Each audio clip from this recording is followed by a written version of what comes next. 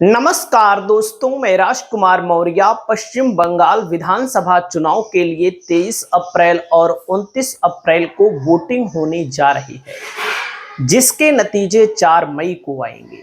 इस वीडियो में आप सभी साथियों को मैं बताने जा रहा हूं कि पश्चिम बंगाल विधानसभा चुनाव के लिए सट्टा बाजार का सर्वे क्या बता रहा है, क्योंकि सट्टा बाजार का सर्वे कई मामलों में सही भी हुआ है और कई मामलों में गलत भी पाया गया है। वैसे भी आप सब जान रहे हैं कि पश्चिम बंगाल को जीतने के लिए बीजेपी ने एड़ी चोटी का जोर लगा दिया है। वहीं पर टीएमसी ने भी अपनी कमर कस ली है और दोनों पार्टियों के बीच बहुत तेज जुबानी जंग तेज हो चुकी है। तमाम वीडियो वायरल हो रहे हैं। बीजेपी के ऊपर आरोप लग रहा है कि ओवैसी की पार्टी को और हुमायूं कबीर की पार्टी को फंडिंग करने का। वहीं पर आप लोगों ने देखा होगा कि ओवैसी ने हुमायूं कबीर की पार्टी से अपना गठबंधन तोड़ लिया है। तो दोस्तों, सट्टा बाजार के सर्वे में आंकड़ा कहां तक किसका पहुंच रहा है, आप लोगों को मैं दिखाने जा रहा हूं। दोस्तों, आंकड़े जिलेवार हैं। जिलेवार में आप सभी साथियों को मैं बताना चाहूंगा, जैसे कोलकाता जो पश्चिम बंगाल की राजधानी है, यहां पर टीएमसी को लेकर दावा किया जा रहा है कि 6 सीटें टीएमसी जीत सकती है। अब आप समझिएगा, पश्चिम बंगाल के कोलकाता जिले में 11 सीटें हैं, टीएमसी को 6, कांग्रेस आईएनसी मतलब कांग्रेस को 1, बीजेपी एनडीए को 4। यानी कि यहां पर बराबर की लड़ाई तो नहीं है, फिर भी एनडीए को सम्मानजनक सीटें मिलती हुई दिख रही हैं। टीएमसी एनडीए की तुलना में 2 सीट ज्यादा है। कांग्रेस का खाता खुलता हुआ दिखाया जा रहा है। दोस्तों, अगला जिला आता है कूच विहार का। कूच विहार जिले में 9 सीटें हैं। यहां पर एनडीए को 5 सीट सट्टा बाजार बता रहा है, कांग्रेस को 1 सीट सट्टा बाजार बता रहा है और टीएमसी को सट्टा बाजार 3 सीटों पर समेट रहा है। तो कूच विहार में क्या वाकई में बीजेपी एनडीए को 5 सीटें मिलने वाली हैं? आप ओवरऑल देखिए किसको कितना मिलेगा, क्योंकि अलग अलग जिलों का आंकड़ा जो पहले मैं आपको दिखा देता हूं। वहीं पर दोस्तों, अगले जिले में अगर आप बढ़ेंगे, अगला जिला है मुर्शिदाबाद, जो बीजेपी के लिए मुसीबत का गढ़ है, टीएमसी के लिए बड़ा किला माना जाता है। 12 सीटें टीएमसी को, कांग्रेस को 3 सीट और एनडीए को 7 सीट मिल रही है।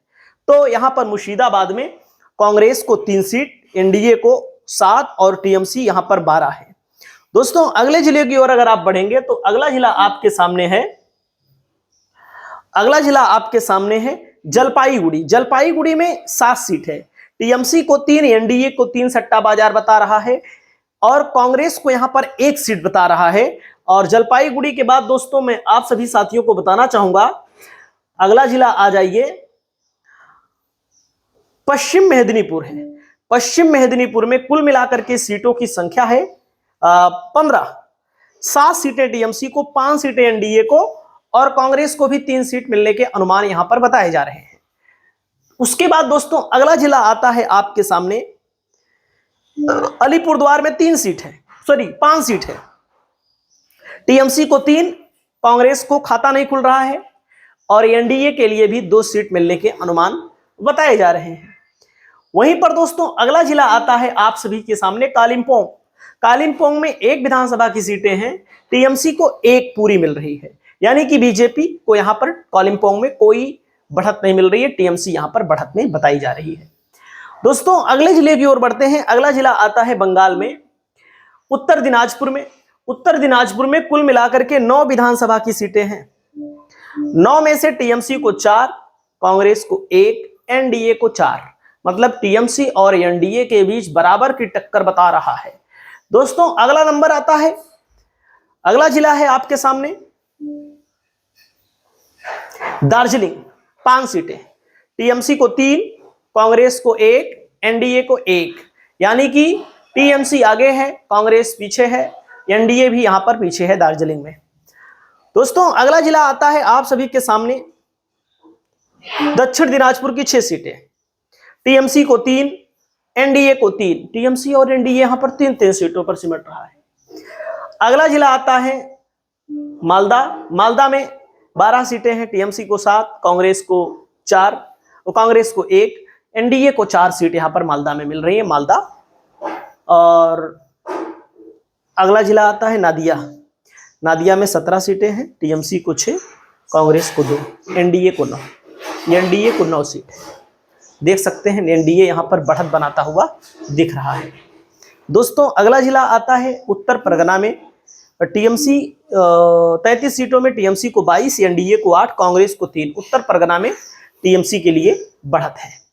दोस्तों अगला जिला आता है, आप सभी के सामने है झारग्राम जिला। टीएमसी को 2, कांग्रेस को 0 सीट मिल रही है और एनडीए को 2 सीट मिलने के अनुमान बताए जा रहे हैं सट्टा बाजार के सर्वे में। दोस्तों अगला जिला आता है आप सभी के सामने दक्षिण परगना। 31 सीट है, टीएमसी को 11, एनडीए को 18 बताया जा रहा है और कांग्रेस को 2 सीट मिलने के अनुमान बताए जा रहे हैं। दोस्तों अगले जिले की ओर अगर आप बढ़ते हैं, पूर्वी वर्धमान। पूर्वी वर्धमान में 5 सीटें हैं, सॉरी 16 सीटें हैं, टीएमसी को 5, एनडीए को 8 और कांग्रेस को 3 सीट मिलने के अनुमान यहां पर बताए जा रहे हैं।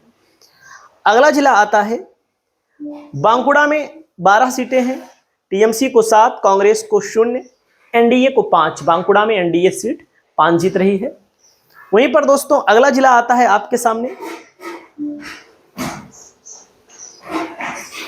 अगला जिला है पश्चिम वर्धमान में। 9 सीटों में टीएमसी को 3, कांग्रेस को 1, एनडीए को 5 सीट मिल रही है। वहीं पर अगले जिले की ओर बढ़ते हैं। अगला जिला आता है दोस्तों वीरभूमि में। 11 सीट है, टीएमसी को 7, कांग्रेस को 3, एनडीए को 1 सीट मिल रहा है। अगले जिले की ओर बढ़ते हैं। अगला जिला आता है पुरुलिया में। 9 सीट है, टीएमसी को 6, कांग्रेस को 1, एनडीए को 2 सीट मिलने के अनुमान बताए जा रहे हैं। एनडीए यहां पर कमजोर है। अगला जिला आता है दोस्तों, अगला जिले में अगर आप बढ़ेंगे तो हुगली जिला है। टीएमसी को 13, कांग्रेस को 2, एनडीए को 3। टीएमसी यहां पर हुगली में आगे है। वहीं पर अगला जिला आता है आपके सामने हावड़ा में। 16 सीट है, टीएमसी को 14, कांग्रेस को 1 और एनडीए को 1 सीट मिलने के अनुमान बताए जा रहे हैं। दोस्तों अगर आप टोटल ओवरऑल देखेंगे तो बंगाल में 108 सीट सट्टा बाजार बता रहा है एनडीए के लिए, कांग्रेस के लिए 32, टीएमसी के लिए 154। तो आपको क्या लगता है, क्या वाकई में बीजेपी 108 सीट तक पहुंच सकती है? क्योंकि बीजेपी के लिए पिछली बार 77 सीट मिली थी, लोकसभा में सीटें कम हुई अनुपातिक तौर पर देखा जाए तो सट्टा बाजार के सर्वे को लेकर के कभी कभी सच भी होता है, कभी कभी गलत भी हो जाता है। आपका क्या मानना है? आप लोग अपनी राय बताइए। नमस्कार।